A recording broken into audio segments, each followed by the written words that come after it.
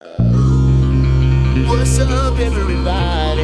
It's Mr. Talkbox. Check it out. You need to like and subscribe. Come on and catch a motherfucker. Boy, DOA playlist. Let's get the funky. YouTube family, YouTube world, I hope everyone is well and blessed, like I always say every time this thing pops up, and I mean it, all right? Listen, before we get started, please go like and subscribe to the page, go like and subscribe to the page, go like and subscribe to the page, go like and subscribe to the page, go like and subscribe to the page, please, if you don't mind. That's 5, is that good? That's actually 6, but yeah. That was 6? That was 6. Oh damn! Okay, so going out I only need so my boy, my producer, he says, man, you gotta say it like at least 5 times going in and 5 times going out because to do the algorithms and to get the likes and the things. So I don't know what to do, but he just made me do that. So I'm good. We can move on. We're good. Good. Listen, I'm glad y'all here hanging out with me today. I got a special brother. I haven't known this brother long, but I've known him long enough, and I met this brother on tour. He's playing, beating the hell out of drums, playing with Babyface, and they be beating the hell out of Kim every damn night. And so, I had a little birdie that told me that you was gonna probably mention that at some point, man. Hey, I gotta do it, man. I gotta keep it a buck, bro. I gotta keep it a buck, man. Absolutely. Listen here, man. And I was watching these brothers the show with Babyface, man, and the band, and just phenomenal, man. All the musicians and the showmanship and the whole thing, with no production and just a strong show, man. And we got to know each other and hook up on the tour. I was out there for a couple of weeks just kind of hanging out. And man, I had a chance to meet this wonderful dude right here.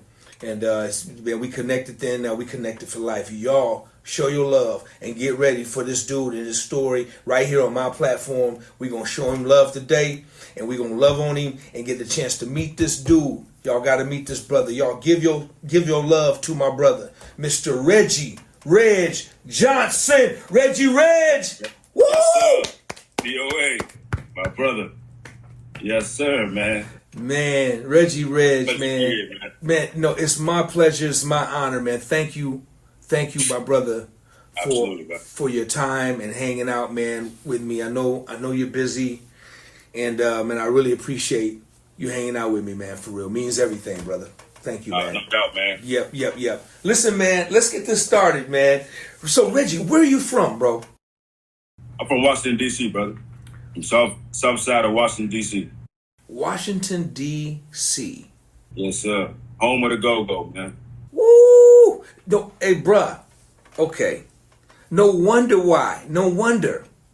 Why you from home of the go-go. No wonder, man. Bruh. Growing up in Washington, D.C., man, tell me a little bit what that was like, man. Like, did you start on drums first, or did you start on bass or keyboards, or you youngsters, man, y'all multi-talented.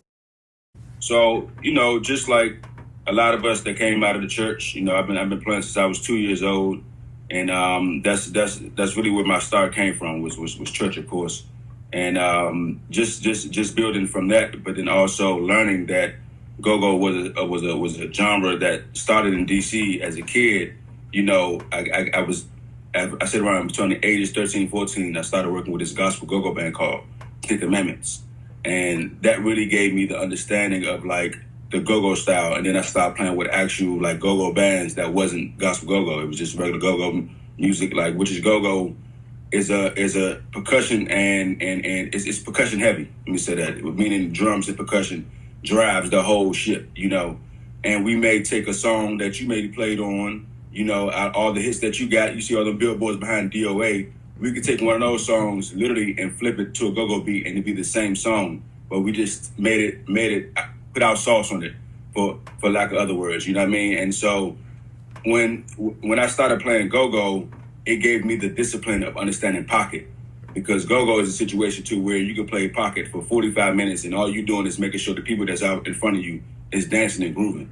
And so that gave me the discipline to understanding like, well, if go-go keeps you disciplined and playing pocket 45 minutes, I take that mindset and I apply it to any style of genre that I'm playing.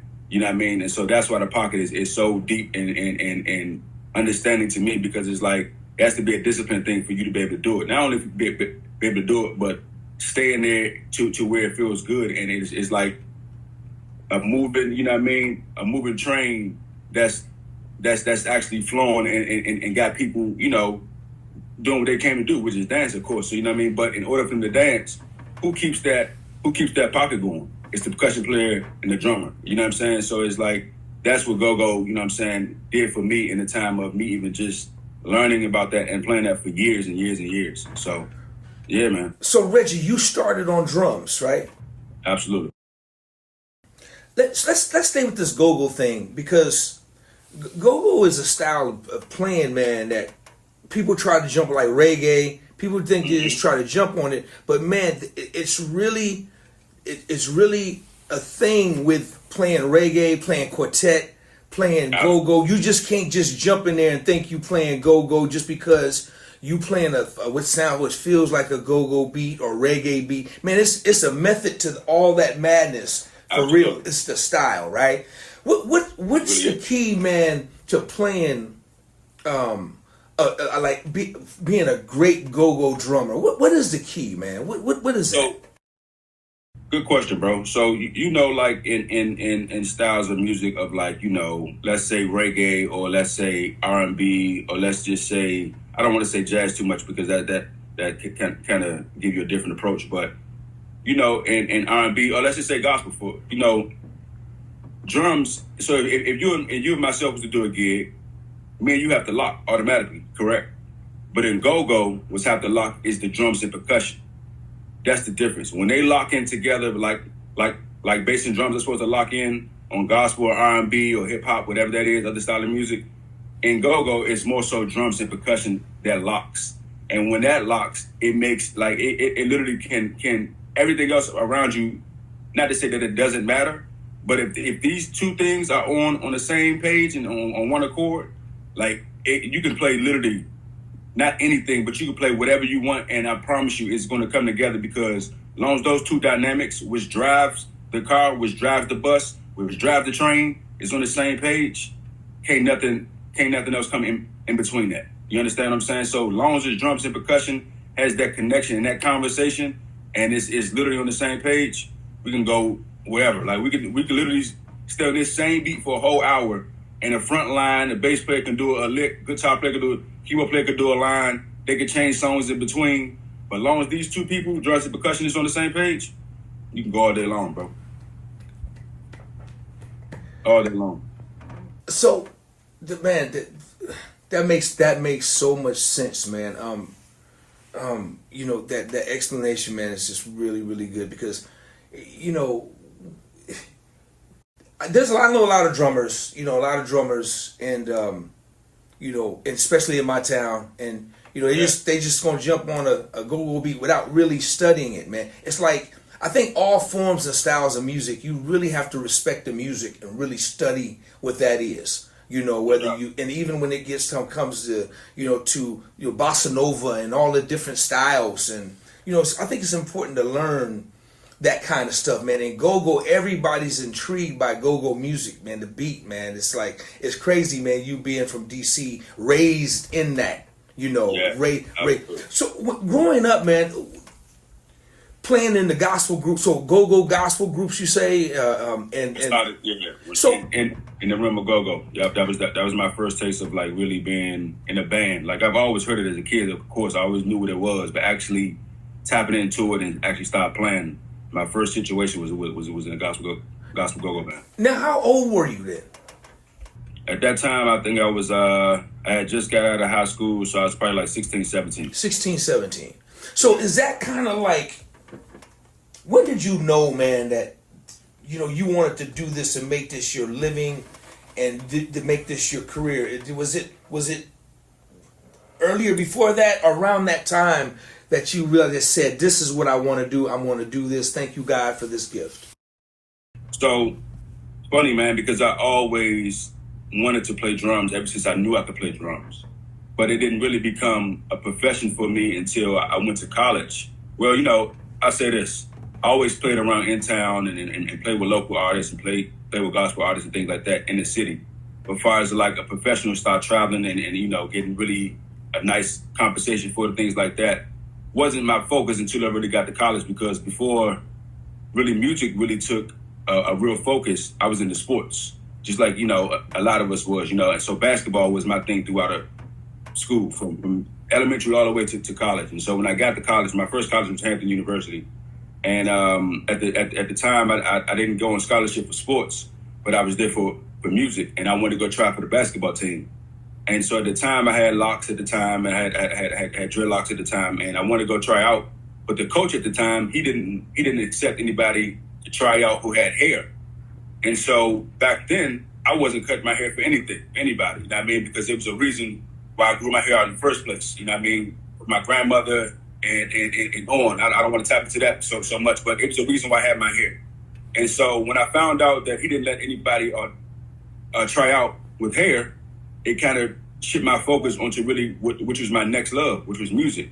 And so once that happened and I couldn't try for basketball, which was like, of course, another love of mine that I really wanted to do and try because I was really good at it in my mind, you know what I mean? So I was like, let me try for it. And then he's like, oh, no, we're not letting nobody try who has actually hair. Cornrows, bush. Like, you literally had to have a low haircut. Like, a prestigious HBCU that's 95% of us, and you telling me I can't try out for something that I love? Okay, cool. So then that's when my focus really took on and dived on straight into music. And ever since then, I really took the focus on it and understood the not only the performance side, but learning the business side of it, you know what I mean, to understand that part of it. So if I really want to get more into it, then this is what I need to know and this is what I want to do. So once I didn't do basketball anymore, in 2000, I say, 4 or 5, I really took music, even before then, but like on a serious note of a career path when that happened in college. Whoa. Man, that's heavy, man. But let's just kind of keep it here for one minute, man, if you don't mind, man. If you don't mind, man, can you talk a little bit about why you refuse and the meaning behind your purpose of not wanting to cut your hair? Can you share that? Because, yeah, I will. Because it was a thing for me that in D.C., back especially when I was still living there, a lot of folks had dreadlocks, or locks is what we call them. And people don't understand it is a different meaning between dread and locks.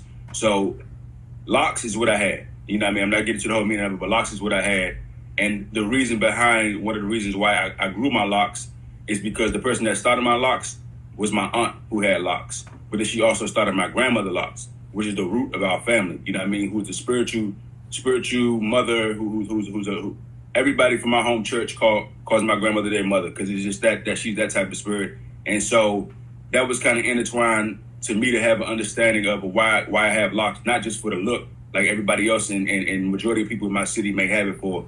It was more of having it for understanding of like your hair is not who you are, but it's a spiritual thing to understanding. Like my grandmother had these locks for a long time, you know what I mean? And this is something that I really respect her or keep in mind of her, to understanding like this is why I'm doing it for. You understand? And not more so just I'm trying to be like everybody else, you know what I mean? Like everybody's like, what's your name behind your locks? Well, my grandmother is the one who kind of started this thing, and I look up to her like she's my own mother, of course, you know what I mean? And so for that reason alone was one of the reasons why I end up keeping my locks, bro, because it's like, you know, I'm not defined. It's like the NDRE song. I'm not defined by my hair, you know what I mean? Like don't look at me for just, you know what I'm saying, or judging me just because I got locks. So that was one of my reasons why I wasn't just cutting my hair back then, you know what I mean? And wanted to make that be known.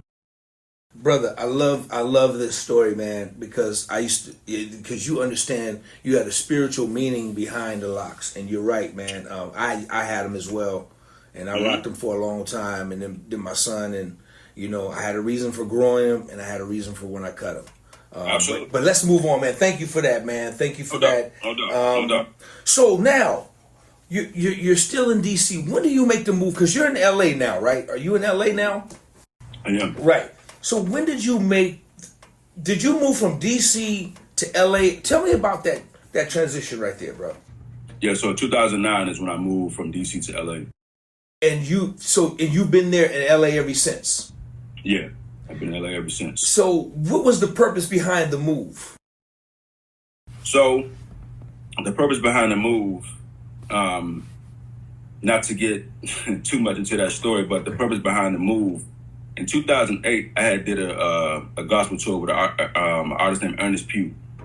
And Ernest Pugh, we did his Christmas tour for like 3 weeks, 4 weeks in Italy.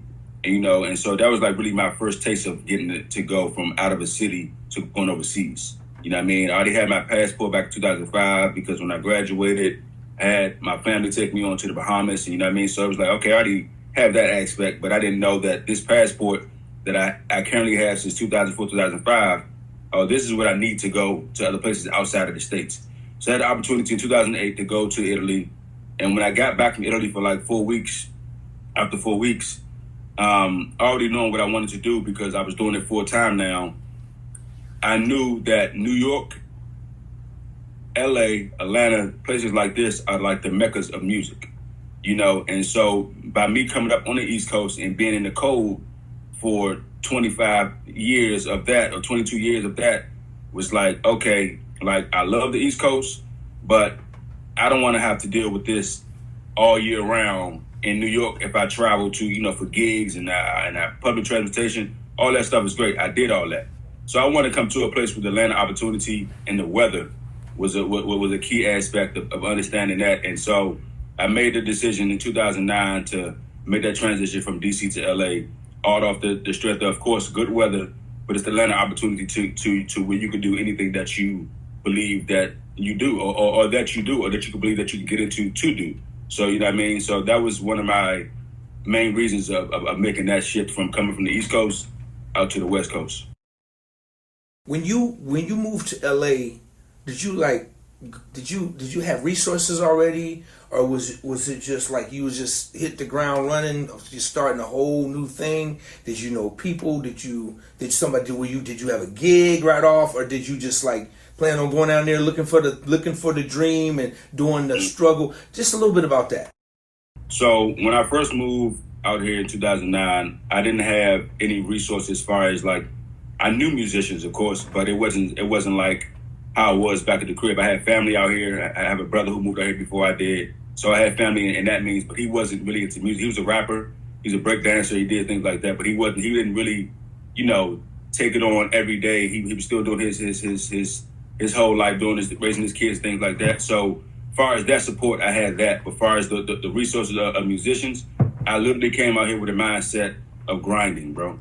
And I came out here right before social media was like a heavy thing with the Instagram and Facebook was around, but you really had to go out and still show what you did. And I'm glad my journey started off that way because keep it honest with you, when I first moved out to California, you coming from a city on the East Coast and you see TV shows and you may see, things about Los Angeles. So all I thought about was LA. But when I first moved from DC, I moved to the Inland Empire, which was an hour from LA. So I was out in the IE for 3 years. And for 3 years, my journey started out there, which I'm glad it did because I got to meet those musicians on that side of the field, if you understand what I'm saying. So that's like me coming, I'm not going to like try to compare like Sacramento or the Bay, but that's like you going to a smaller city before you get to the main city and meeting those cats there. Yeah. You know what I mean? And then starting that journey with there and doing gigs and meeting those connections and things like that. So my journey started out there for 3 years. I played at a couple churches out that way. But as far as the scene, I was on the scene out there in Riverside and San Bernardino and Highland and doing all these other local gigs out there. And then 2012 is when I actually moved to the county of Los Angeles. When I first started working with Macy Gray. And when I first started working with Macy Gray, that ended up transferring me to come from an hour away to actually being in the city to be closer to closer things. Now I was always going to LA because I knew that's where I needed to be to kind of show face, you know what I mean? And so the travel thing wasn't an issue. I had a vehicle, of course, because you got to have a car when you come out here. So I drove hours each week to go from the IE to LA, all different types of night with some of my homies that I connected with in the IE, just to make those connections and networking of with folks that I've been seeing for years, even if it's on, TV with other artists or whatever that may be, TV shows. But I was able to make those connections and do it the way that I felt like the grind was something that I really wanted to show, not only who I was, but what I did. You had to do those things. So it was like, it was no way of getting around it, bro. Macy Gray, man. Woo! Yeah. Man, so I was watching you, didn't even know it was you, man. Y'all was funky, man. And yeah, we had some good times, bro. Ooh, y'all so funky, man. One of my favorite artists, man. Y'all. So that's interesting. So how long did you play with Macy Gray, bro? I was with her for 2 years. For 2 years. And then how did you get that gig? So again, it was networking. I met a friend of mine. She was the background singer at the time, and she had hit me up one day and was like, "Hey, Macy's having auditions for drummers," and it was the it was the most funniest thing how it all happened, because when I got there, I'm thinking I'm the only person that's auditioning. Dude, I got there, it's like 15 drummers. 15 drummers, but not only that, DOA, everybody had their own kits. Everybody bought their own drum sets. It's one of those, bro. And so, because her thing was, she wanted to see how your setup was, and so she didn't want you to have the ordinary kit already at the studio and y'all set up how you want to. Nah. So everybody who auditioned, they end up going one at a time, and then it came down to the final four, and I was one out of the final four. And so we was in this big room, one drum set here, one drum set here, my drum set here, somebody else drum set over there. And so we all playing her songs and stuff. And then after the final four, we all walked out, and they came back and they let us know who ended up getting it. And so they went with final two. And keep the buck with you, I wasn't in that first final two. But the guy that she went with, they went out. Long story short, they did like 2 shows. I never forget, I spent at this church in Pasadena, and the MD at the time called me, like, "Hey man, are you still available to do da-da-da-da-da?" And I'm like, actually I am. And so literally I got caught in the middle of the tour and I had to get myself together that following week to go out. So it was like, she did it for that reason, because she knew, like, if she didn't like somebody, instead of calling somebody to do an audition, I just auditioned 15 other guys. You know what I mean? If I can't find somebody out of that, then, what am I doing? So that was a reason behind her madness, you know what I mean, of doing that. So, yeah, man. Wow. That's brilliant, man. That's how that happened, bro. Wow. That's crazy, man. I ain't never heard nothing quite like that, man. That's cool. So that was the time, man. So, yeah, it was good times working with her, man. Right on, man. So after Macy Gray, 2 years, what happens next for you, man? So after that, I started. Are you hip to Dane Funk? Sure. So I worked for Dane Funk from that time, from 2014 to around 2017, when he was doing a lot of tours. I did his Invite the Light. He had dropped a record called Invite the Light, and myself, him, and my homeboy Keith Edie, who was the MD bass player.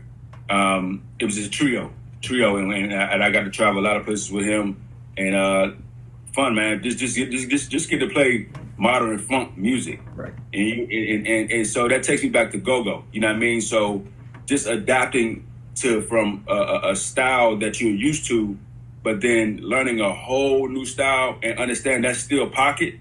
That's why I was able to transfer that mindset of having the discipline of understanding, like 45 minutes of just playing straight pocket, but now I'm transferred into another genre of music, which is modern funk. You know what I mean? So all the chops that I learned, or all the chops that I can do, none of that mattered, because when the music feels good to you and it's another style, like, I was so excited to learn that, bro. I was so excited to dive into that and understand, and dissect that music and understand to play it authentic.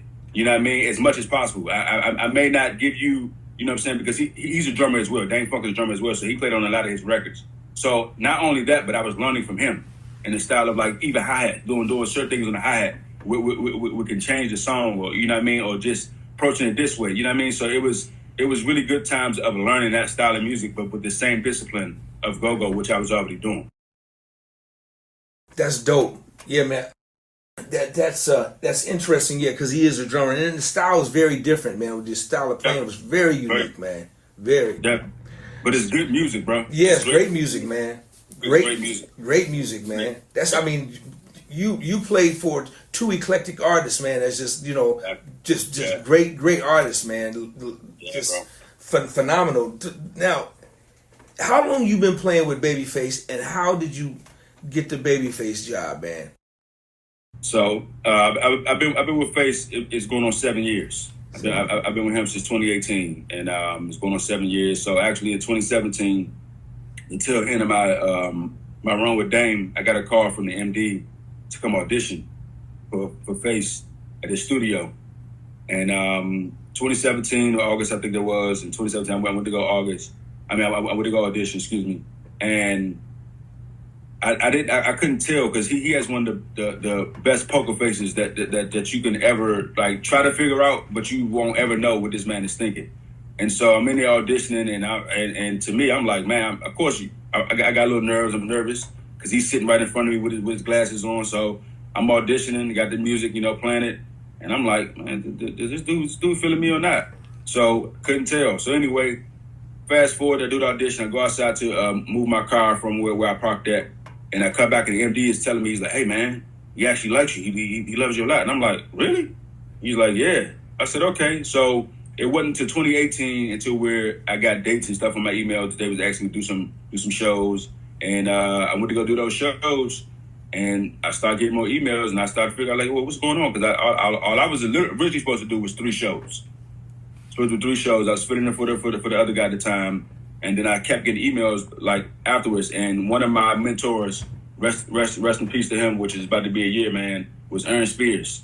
And so I used to talk to Aaron a lot, bro. And so I asked him because that was one of our heroes who came out of the city first to kind of do something big. You understand what I'm saying? So it was like when I had questions and things that I was still unsure about, I would hit him up, or I would hit other guys up that I knew that was doing the same line of work.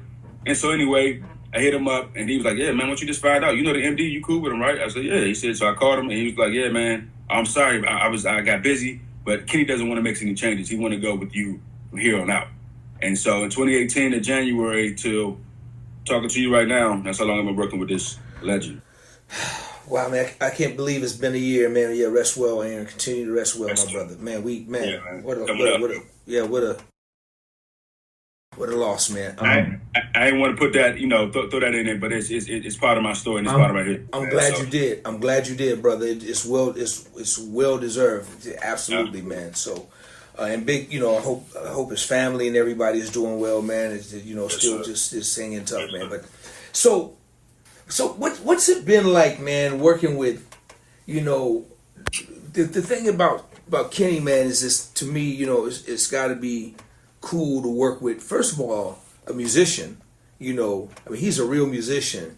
No doubt. Then he's an artist, and then he's just one of the greatest producers in history, right? And songwriters. What's that experience like, man? Working with an artist like that, man. What's that like for you, brother?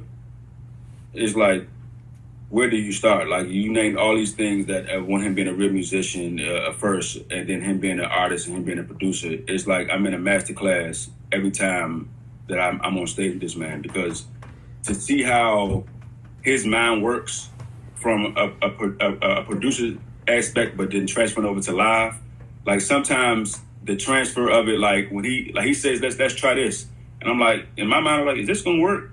But then when you actually hear it and how it all comes together, and it sometimes it could be the most simplest stuff, just like a hit or 2 hits or a off hit here, whatever. But it's like when it all comes together, it's like, wow, that's actually, when they say less is more, but his less impacts the more of his music. Now, of course, it's songs that he wrote and produced, so he could have been hearing this all different type of ways.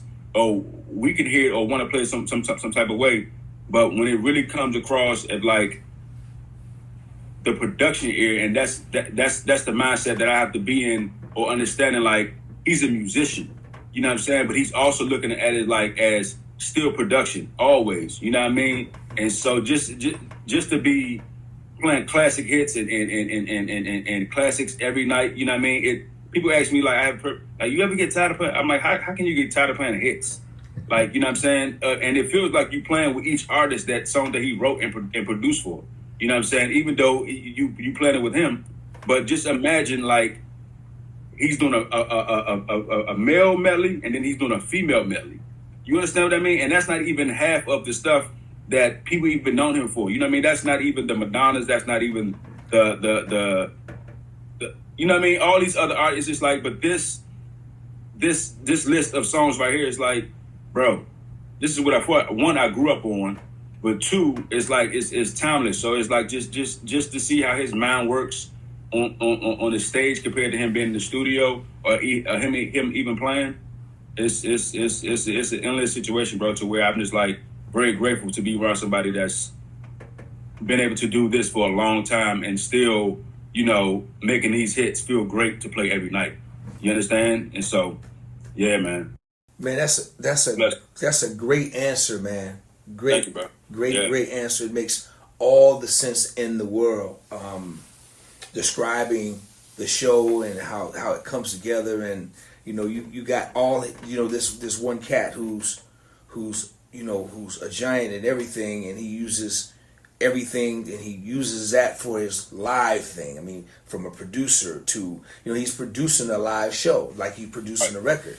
You know, and I think to me, you know, those make great shows. It's just not pulling the band together and just coming up with something and just throwing it together. You know what I'm saying? It's like, you know, detailing every inch of your show, man, to where it has those moments to where it does feel like you're reproducing these records for live again. That's a big thing, man. And so I really admire that, man. And you can see it. You know, when you go to see the show, you know, you can see it. I try to watch it. I try to catch y'all every night as much as I can, and it was like just exciting to see it together. And you know, you're right. All these hit records done in a way like they felt brand new when you're listening to them. You know, so I'm glad, man, you put that out there, man, because that's, and it's parts, right? It's parts. You guys are playing the record.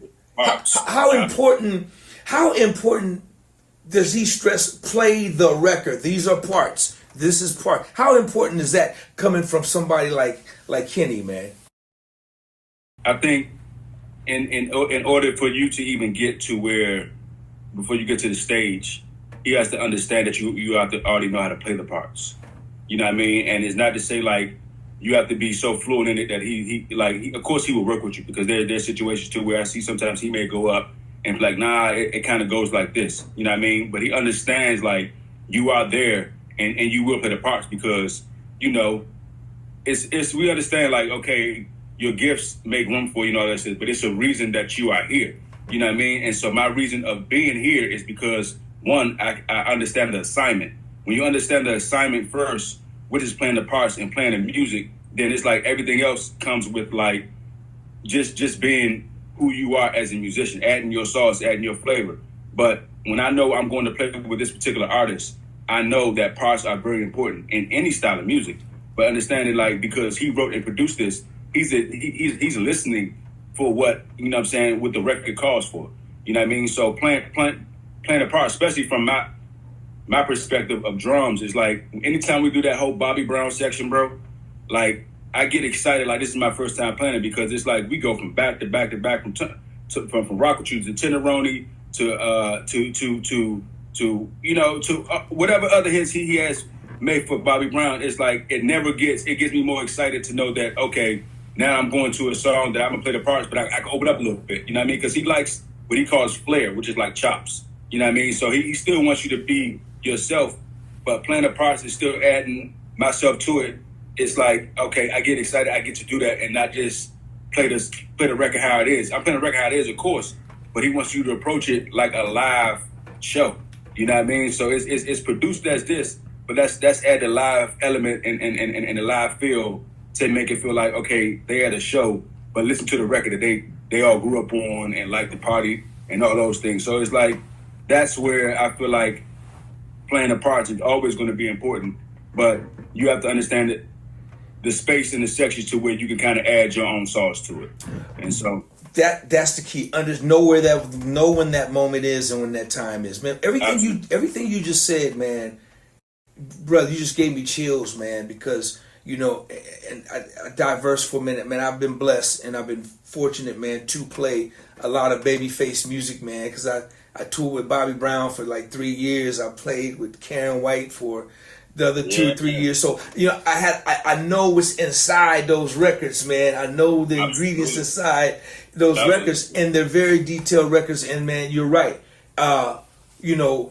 They want to hear their records. I mean, every artist, it's important to not come in there thinking I'm gonna be me, I'm gonna do me. No. You're gonna be out there pretty quick if that mentality is your mentality. It's not gonna last long. So everything you're saying, man, about how good those songs make you feel. And I'm just so thankful, man, because, being around Bobby, man, and humping around, from humping around to rock with you to prerogative to all of that stuff, man. It was just so fun, so much fun to play, man. So playing that music, man, brother, you blessed, man, because you get to have fun working with one of the greatest and with a great band, man. Man, the band is... I had your brother over here not too long ago, man, Walt, man. We was chopping it up, man. Man, I must say, man, you two brothers, man, you guys are very, very intelligent brothers, man. Thank you, man. Yeah, very intelligent black brothers, man, and doing your thing. And man, I'm really proud, man, to see, musicians, whether you're older than me, younger than me, it doesn't even matter, man. Just like, successful and on the grind. And and there's levels of success, and I don't judge any levels of success, whether you playing top 40 music or whether you playing with Babyface, man. It's just as long as you're doing what you love to do and you're having fun, man. So I listen to you talk, and bro, I'm a fan. I admire you, man, for real, because you get to play with the greats, and I know what that feeling's like when I was doing it, man, years ago. And there's no other feeling like that, man. It's a great feeling, man. So, bruh. So, Reggie, what are you doing outside of Babyface, man, in LA? Are you doing a lot of sessions? Do you go and do hits with some of your partners? What you got going on, man? Because I know y'all schedule is crazy busy. But so what else you got going on, man? So, actually in between times of, even when I was working with Macy Gray after 2014, I had an opportunity to start doing a jam session out here from 2014 to 2020 at this lounge called 77. And so in between those years, I had a band now that's called Loudest Funk. We formed out of this lounge. And so in between working with her and doing this lounge for 6 years, where I was the host of it, and so I did it for 4 years every Sunday. And in the last 2 years of it, we did like every other Sunday, because it was just a lot to start doing it, keep doing it every Sunday, you know what I mean? And so my band Loudest Funk, we formed out of this lounge. It was literally like puzzle pieces. We all connected, you know what I mean? I knew them for other gigs that we did in LA, but then some guys, like the guitar player, he lived not too far around the corner from where the lounge was. So he would come just play with us and sit in. And then it really became a thing. And so Loudest Funk, which is my band, this is 2014. I say because before we was called Triple Threat, because it was a 3-piece. So I say that. So it's a whole story behind it. But Loudest Funk developed out of this lounge, you know what I mean? And so we've got records out that we've been in the studio finishing up our EP, but we got 3 singles out that's been out since like 2018. And so that's one of my projects that I do when I'm not working with Kenny. And so this band Loudest Funk is like my artistry. We're artists in our own rights, but this is where I get to do the writing, and we get to do the going out and playing our own music. You know what I mean? And so that's one of the things that I do. But besides that, I do teach. Of course, do studio sessions. Studio sessions in LA. I do some in-town work, local gigs. You know what I'm saying, when I'm in town. But not only that, speaking of go-go, I started a go-go band in LA called DCAF. And so it's a lot of people that's out here from DC that's been out here for years. You know what I mean? That loves it. That always still wants that kind of taste anytime they can get it. And so it's been an idea for mine for years to start a go-go band. And everybody that's in my go-go band is from the area. You know what I mean? But they all live out here. You know what I mean? And so that's how much it's of that dynamic of musicians that can still form a band that's from your city or that's from the area. That we started a band out here called DCF, which is DC as fuck or decaf for like weddings and bar mitzvahs and things like that. So yeah, I have 2 bands in LA that I started, and that kind of take my time when I'm not on the road. Man, I love it, man. I love it. Especially, I love the loudest funk. What's it called? Yeah. Man. Loudest funk. So y'all play every Sunday? So we were from You 2014 to 2020. We was at this lounge called 77 right before the pandemic. Right before the pandemic happened, we was at this lounge 77 in Culver City. Man, bruh, I wish I could have checked y'all out, man. But it's still together though, right? Still together. Oh yeah. Okay. Yeah, man. Let me know when and where you guys are going to be, man. Because I know some people that would love to come check y'all out. That would love to. They're into that, man. They're in. So let me know when the next time y'all gonna be doing something, man, for sure. We'll do. And so, man, listen, man. I'm not gonna keep you long, my brother. I really appreciate. So you say y'all got 3 singles? 3 singles out right now. One, I tell you right now. The first one is called "Coolest Motherfuckers on the Planet." Coolest Motherfuckers on the Planet. Friday is one, and Friday. Excuse me. It's been Friday. Coolest Motherfuckers on the Planet, and Summer Every Day. So wait a minute, man. What is Friday, man? Does that have something to do with some chicken, man? Some grease, some pork chops? That sounds greasy, man. What's that, man? You got, So Friday is like that last day off before you hit the weekend. So we saying Friday, like hey, this is you can get fried on this Friday, but it's a payday, so you can go to Vegas and have a good time with your boys, with your girls. Like, we're going to live it up, you know what I mean? This is Friday, you know what I mean? Whatever you like to do to make yourself let your hair down from having a long week of work, it's that, you know what I mean? And you just got paid, let's go party, baby. You know what I'm saying? You know what time it is. Got you, man. Yes, sir. You man, I got to check those singles out. Are they on they're on all platforms. All platforms. So the first single is Some Every Day. Then you have Coolest Motherfuckers. Not but Funkers. Funkers on the planet, and then Friday, which is our latest single. I'm downloading all 3 of them today. I give you my word, man. Please do it and give me your opinion on your doc. I take your opinion very seriously. You know, you one of the greats, man. No doubt, man. I want to hear your feedback. I can't wait to hear it, man. I can't wait to hear it, man. I'm downloading them today. After we sign off, they're gonna be in my box right here. Hey, man, listen, man. Before I let you go, I gotta ask you one more last question, man. No doubt. You got 4 drummers that you gonna put on the Reggie Regg Mount Rushmore. What 4 drummers are you gonna put on the Reggie Regg Mount Rushmore? So, man, that's a hard, not question to answer, but it kind of gives me a different direction that I can kind of go into, because me coming from my city, I have 4 drummers off the top of my head that I can kind of put up there. But then when I got to know the national side of it, so I can answer that in a couple ways, but for now, what I'll say is definitely Aaron Spears. Aaron Spears would be one, but even before him, Dennis Chambers. You got Dennis Chambers. Then I have Aaron Spears.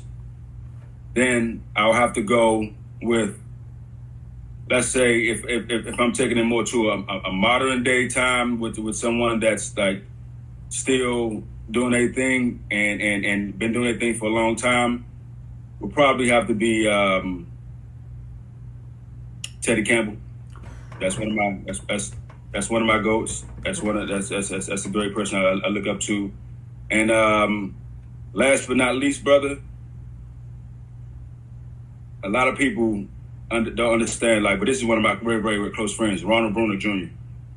He's one of my great guys, and I know he's done a lot in the music industry, but as far as just having that connection with him and relationship with him on another platform, Ronald is one of the greats too, you know. And so, in no particular order, but I would probably definitely have to say Dennis, Aaron, Teddy, and I'll put my boy Ronald up there.